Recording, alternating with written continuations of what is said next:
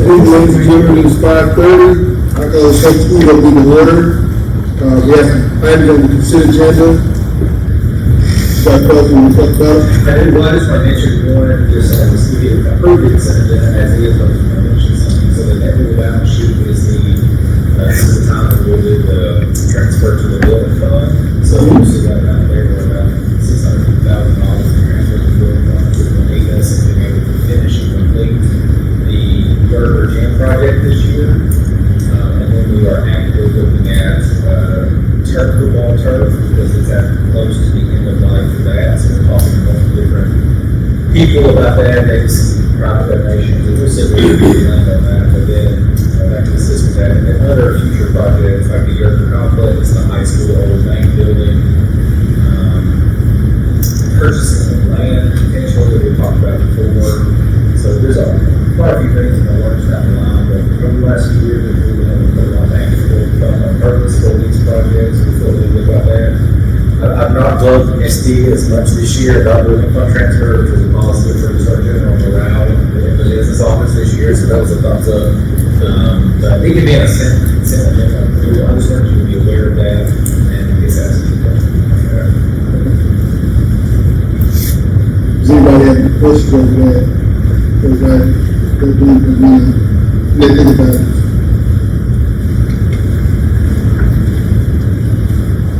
If you don't have any questions, then I'll entertain a motion. Make a motion to approve the consent agenda. Been moved by Mr. Holton, second by Ms. Miles, that we accept the consent agenda items that presented. Those in favor, show by show of hands. We have unanimous vote. Next thing is the superintendent's report. So the superintendent's report this month is pretty simple. The start of school was last week. It went actually really smoothly.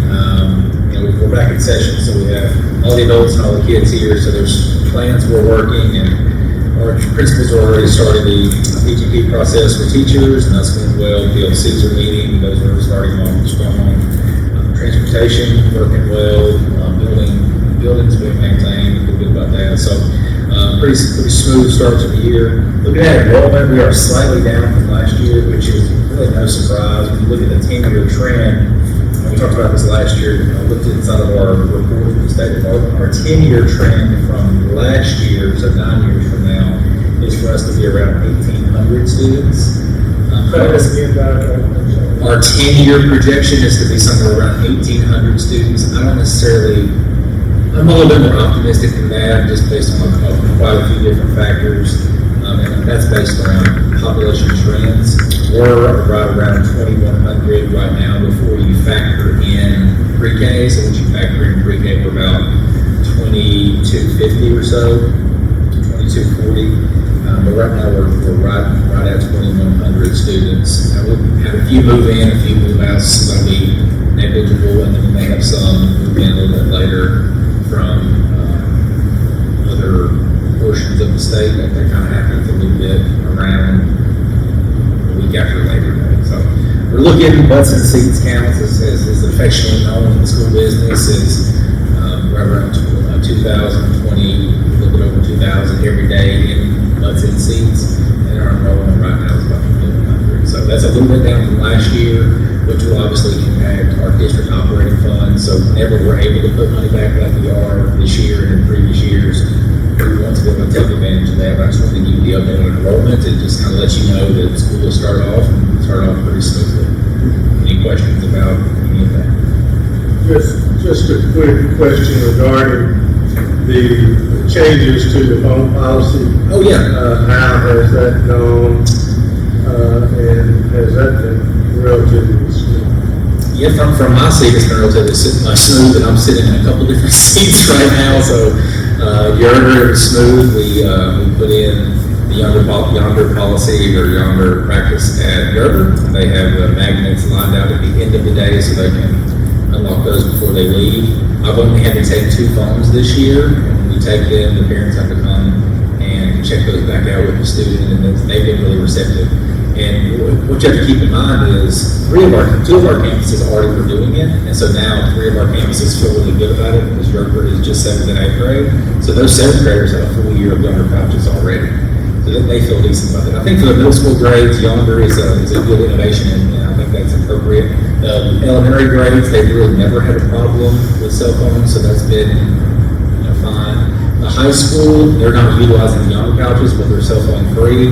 The high school principal is here. If you wanted to hear from her, just as she's not on the agenda, but if you would like to hear from her, she's here. I have not heard anything negative about no cell phones. I know there was the first 2 days is making sure all teachers and everybody's on the same page about what you're going to do if you see a cell phone and taking it and being consistent with that. But what I can tell, it's been pretty smooth at the high school as well. I don't need a presentation, just a thumbs up, thumbs down. Thank you. Funny story, I know I'm trying to be here all night, but I got a slight funny story. I had a 7th grader come up to me yesterday, and it was after first period, and she said, I need to use the phone. I didn't use the phone in the front office. And I said, what for? She says, I need to call my mom. I'm like, why do you need to call her up? I didn't know something happened in the first period. I usually would text her, but now I can't. So can I go ahead and call? And she did that. I thought it was just hilarious and kind of a sign of the shifts. And just the honesty of how things may go down on a day-to-day basis if the cell phone is right there. So kind of funny.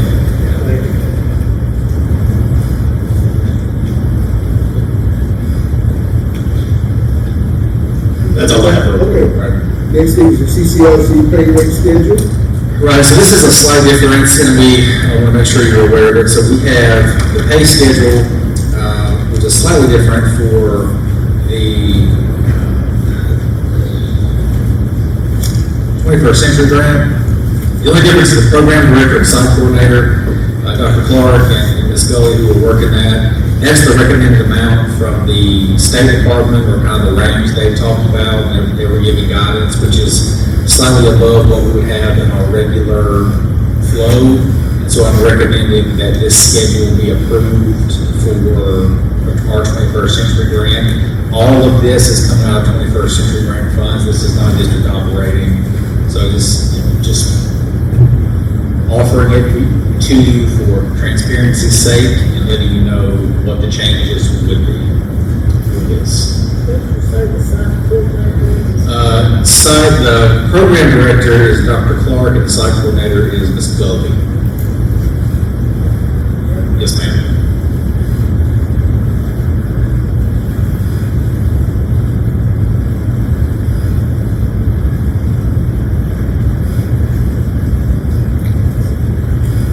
Do you foresee any conflict policy-wise, since the other extra contracted duty or extra duty outside of the regular contract is specified in policy?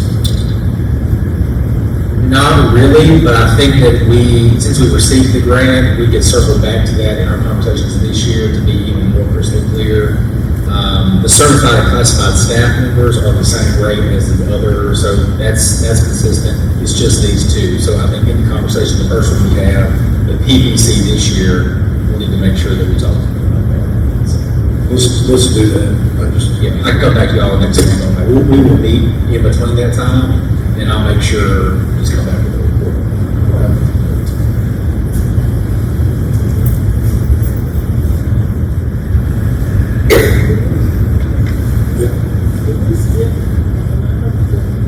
So inside the consent agenda, this is just FYI. It's in the consent agenda, but we've already approved that transfer. That was just there as an FYI. That's the other school district consent. Yes, ma'am.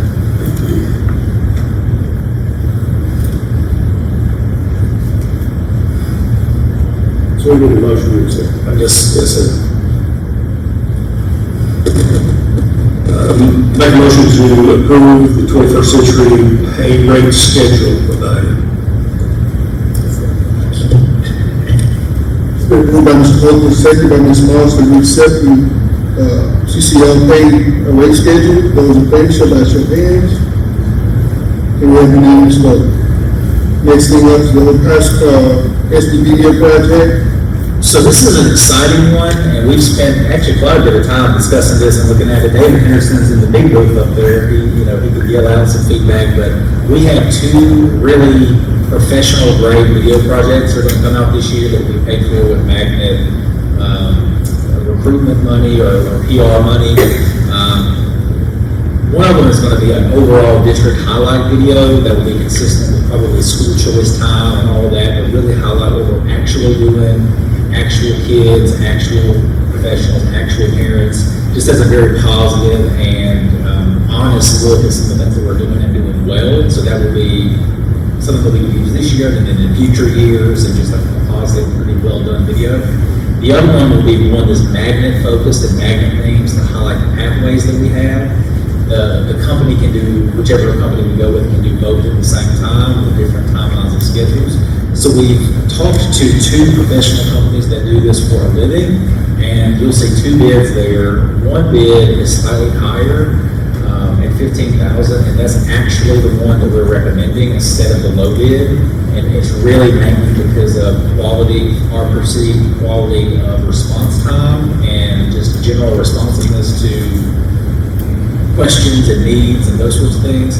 And then the product of some of the videos they produced, I'll just give you a name. They produced a school choice highlight type video for a school district in Arkansas that I really thought was good. And this was before we even talked about going down the line of doing this. I was using that video as an example of a positive thing, and they feel more than confident they can do our version of that. So we're looking at that company, and that's my recommendation is go with the one that I think is $2,000 or $3,000 more expensive, but we think the quality will be worth it. They would make the funds. Completely paid for with Magnet funds, correct. So, let me make sure, we're doing one video or two videos? There'll be two videos, and then One is Chris and Matt, one is stressing magnet pathways on the programs that we have, and the the other other is kind of an overall. correct. Okay. Correct. And this company, is that the name, Estimates? No, that's not the name, what is it? Bespoke. What did I not see? It's underneath. What's it? Yeah, branded with the actual name of it. They made an estimate about 10 times larger. She did. Okay, well, disregard all that. If there are no other questions, I'll make that motion to accept the bid for the video from Bespoke. Like for all the schools we included in the video? 100%. Yes. Now, it's going to take them roughly a year to get a full school year of activities. So, yeah, let's talk about that. We could have came to this group and said, give us 2 videos in 3 weeks, make it happen. And they would have done it, and they would have charged us whatever it cost to do that. We think the vision here is to have it be authentic events that our kids are actually doing. Because I saw the other way with some other companies where, it's very staged. There's nothing wrong with staging videos. You have to do that sometimes, but it just came across too staged. So they're going to go down a pathway with us for probably 7 months. They're going to be with us. They'll come in, and that's what those days, those travel days and things will be for them. They're coming from the world. And it will be ready to go. Spring? Certainly. The magnet one will be done, I think, late fall of this year, and then the overall district one will be finished before school choice time, which will probably be around spring break for us. And the intent will be to use these, at least, definitely, both of them really, ongoing. It won't just be focused on this school year, it'll be about what we're offering, what we're providing, and so it'll be a good investment. I will repeat my motion, Mr. President. Okay, it's been moved by Mr. Powers, second by Mr. Moss, that we accept the budget of the report from Bespoke. Those in favor, show by show of hands. And we have unanimous vote. Next on the agenda is a presentation from Mr. Flowers. All right, so I don't know that we have a microphone, but if you could come down. All right. Okay, so we all know Mr. Flowers. He is getting the mentorship program off the ground. I think there was some snafu's last year, but he can talk about that if he wants to, but it's all positive, it's good. We're still focused on middle school students, and I believe we'll be working in Northern Middle School, so we'll get to see each other even more this year. So without further ado, Mr. Flowers. Again, I'm Flowers. I'm the vice sponsor of the Faithful Son Chapter Made Southside. We have a mentoring program called Turpentine Club. We're going to help feed off of what Mr. Green is doing at Clinton. Our aim and target are the 7th and 8th graders at Jericho. And this will be no more than an hour, twice a month. The counterpart, Derek Ginn, who's also a local entrepreneur as well as businessman that will be coordinating with this. And what we're looking for is up to 10 young men who need some guidance. And part of the assessment will be, we're going to send something home to the parents. Let us know how to help your child. We're not here to undermine education, religion, or parent teaching. But we're here to show them actually when the college is coming back, and if necessary, at that age, listen. And if possibly, hey, well, you know what, let's consider this, and that, and the other. Because the greatest thing about this fraternity is it's going to be an education. And let's get them at that time frame where they're very impressionable. And let's speak about, hey, what education can do for you. The intention is I'm going to have guest speakers come in. And I understand we have to get security clearances and this, that, and the other. So I don't anticipate any speaker coming in before November, which will give everybody time to get speakers there. Because it's going to be around school, we're going to be. We're going to have to do it for them. Because you can't learn if you're hungry. That's it. You're not listening. If you listen to your stomach, right? Last year, I came before you. Hey, everything was great. But yet I had a family crisis in which I was caregiver for my brother, who ultimately passed away in August, and I just did not have the mental capacity the first week to literally get out of bed. But I'm energized. We're back. I now have additional support. And again, 8 to 10 young men is what we want. And during that time frame, it's going to be a lot of interaction, or we'll just sit there. Because until they get comfortable with us, they're not really going to open up to us. But that'll happen. It'll come in time. Because it's a stress-free environment. We're not forcing anything on them. You know, we want them to have staff in the room. That's outstanding. Because we do not want to go get any educational principles, religious, or even what's going on at home. Well, let's talk about moving forward, young men. The world is waiting for you to come out here unprepared. We'll give you things to think about. There will be assignments here and there, and as the program advances, I'll be coming back to you to speak on field trips. Can we take the children somewhere, blah, blah, blah? And more than likely, when we get this up and going, that will be a conversation we'll have later on in the fall. So again, we're asking to come to Jericho twice a month to speak to 8 to 10 young men. Questions? How many years have you done this with students, other students, like, I know Texarkana? This is my third. No, I mean you, I mean Southside. Oh, we've been in Texarkana for, No, my question is, how many years have you done this with the other boys, the young men? 3 years. Me personally, 3 years. Well, how long Organization? been the No, yes, me personally. That's been doing 4 years. 40. Okay, that was my question. How many years have the Mega Southside Yes. had this program in effect? 40 years in the Texarkana area. But my thing is, I don't live in Texas County.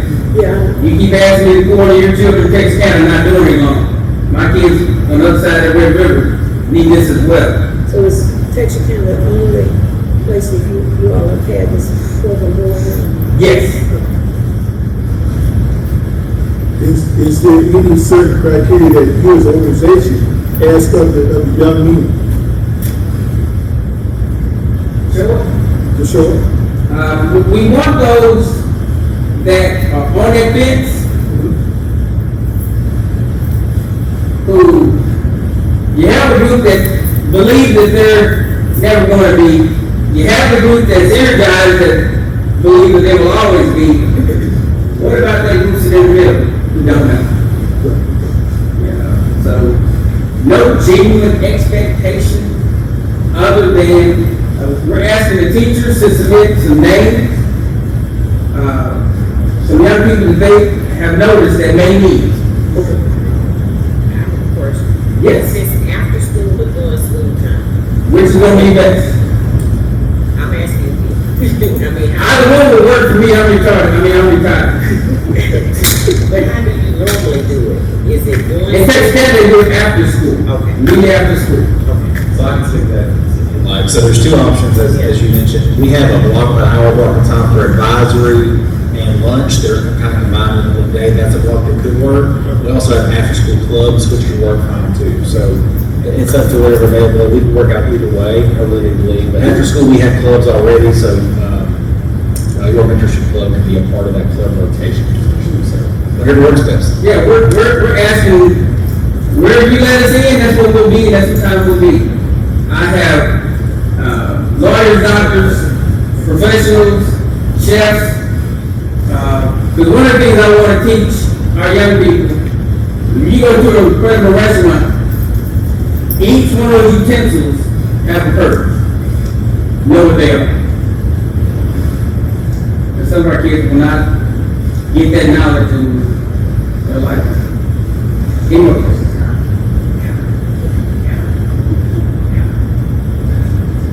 Field trips, will you, not you, but Mega Sapphire, would they totally sponsor the field trips themselves, or would the school have to help with that?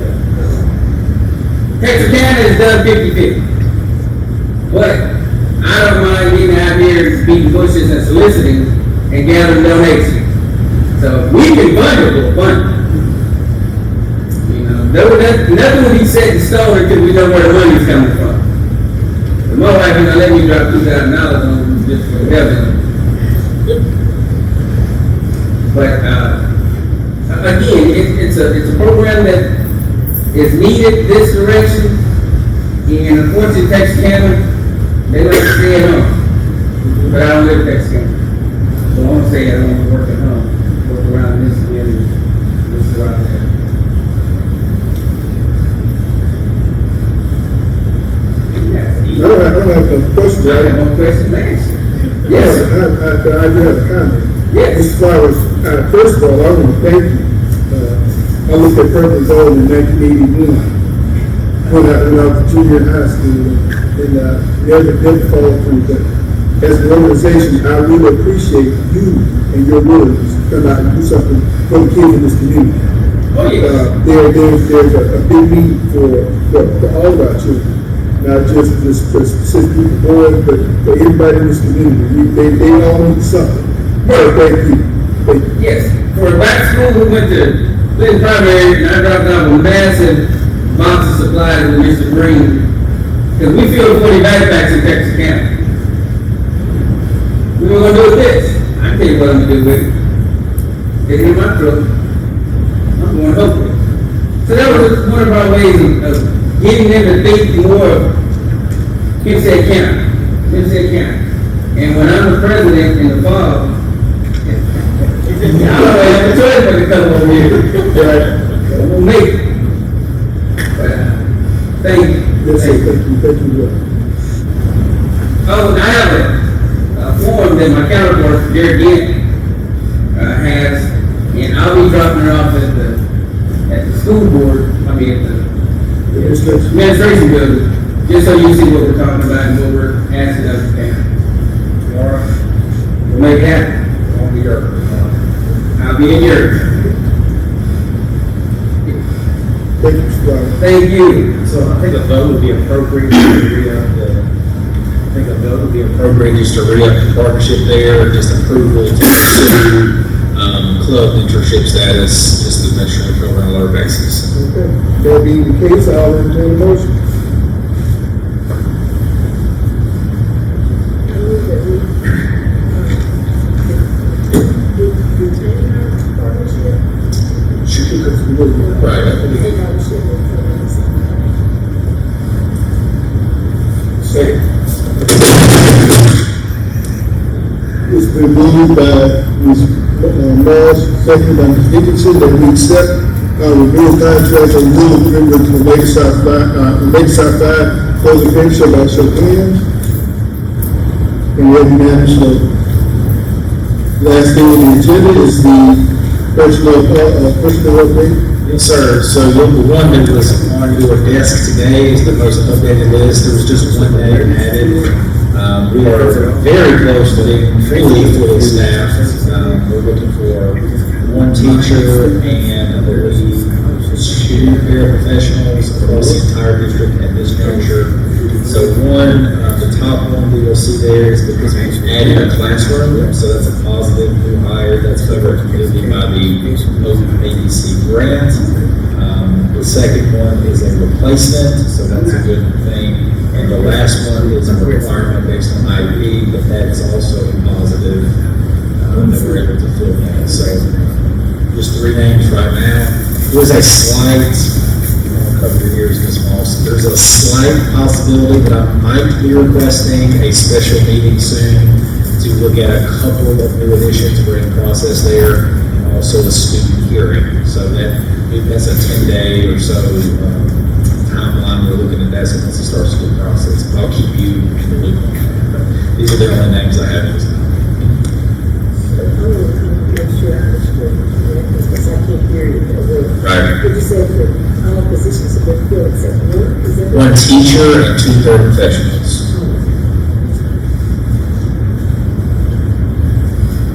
We have no questions, we'll move on to executive. I don't have any questions in regard to it. Then we'll entertain a motion. so moved? It's been moved by Ms. Dickinson, second by Mr. Powers, that we accept her package as presented. Those in favor, show by show of hands. And we have unanimous vote. We give that vote to the board and I'll consider us adjourned. There we go, we had 5